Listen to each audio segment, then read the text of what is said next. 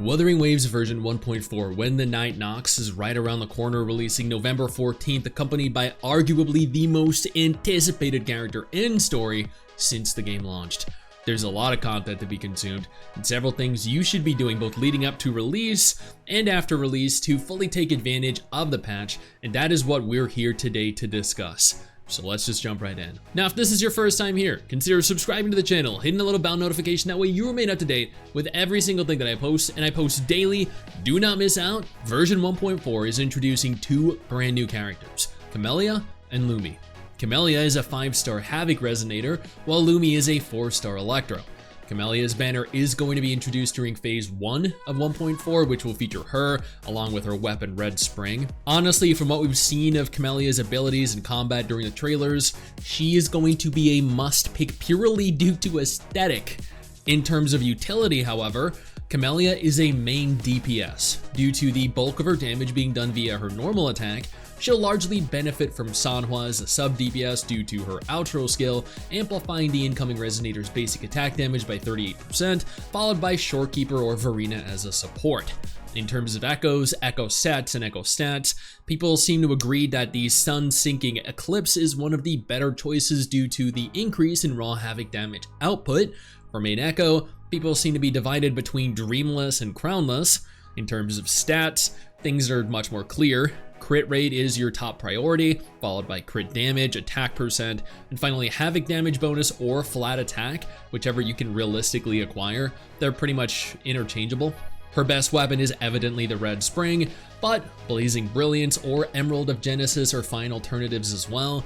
Emerald of Genesis for the energy region and increased attack percent, and Blazing Brilliance for its increased attack percent. Lumi looks like much less fun overall personally anyway, but still like a decent character with some interesting mechanics. In terms of utility, Lumi is a main DPS. She's a 4-star DPS, so it's unlikely she'll ever really be meta, but a great team composition is comprised of Lumi, with Yinlin as a sub DPS due to Yinlin's outro skill, providing a boost to electro damage and liberation damage, which is also why she is meta for Shangliao. Shorekeeper is the go-to for support due to her crit rate and crit damage boost, but if you don't have Shorekeeper, you could also use Verena as a support instead.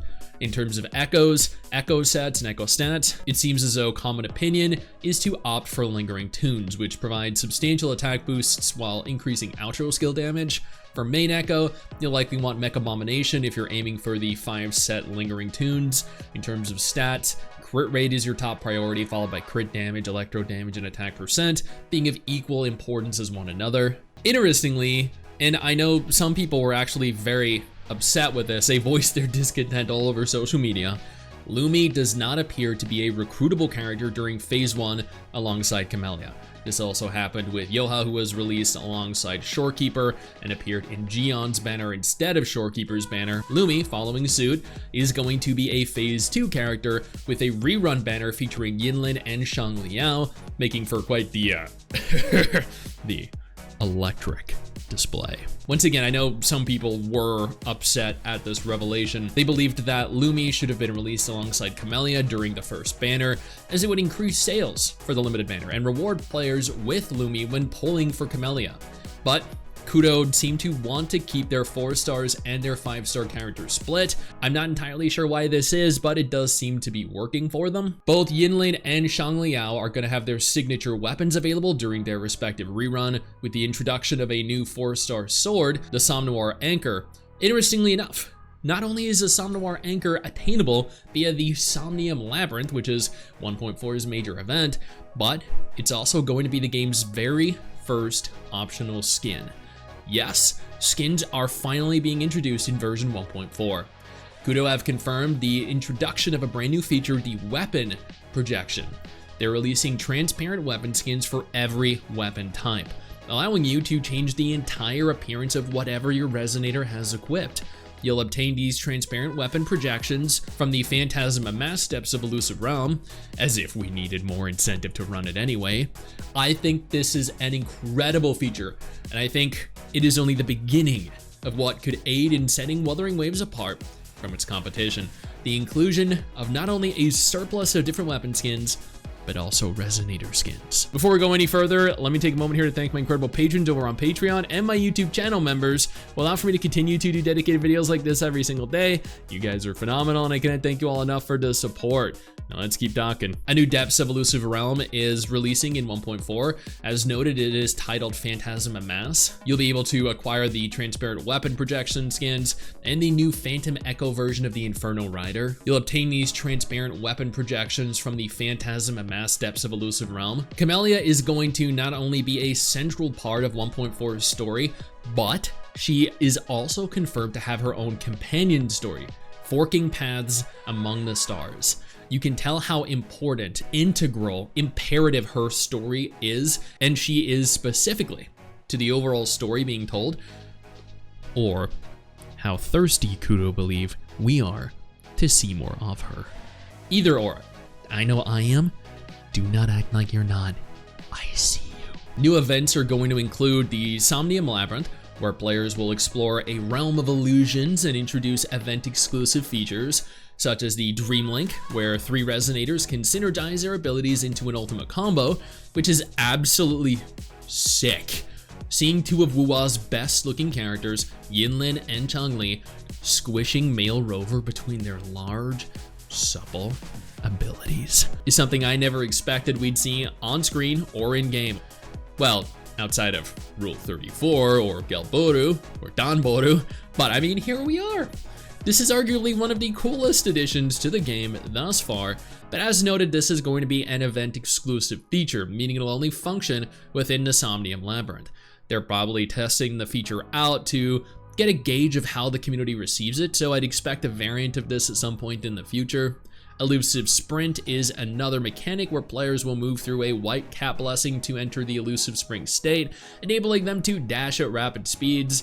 For players that might miss the Somnium Labyrinth, it was confirmed to be a permanent addition even after the events of 1.4 come to an end. The Gifts of Fleeting Dreams is going to be a 7-day login event, rewarding you with 5 limited and 5 standard pulls for logging in for 7 days during the event period, helping just a little to obtain our new psychotic waifu Camellia. Beyond the Waves will be the featured exploration event, rewarding us with asteroid, standard pulls, and other goodies.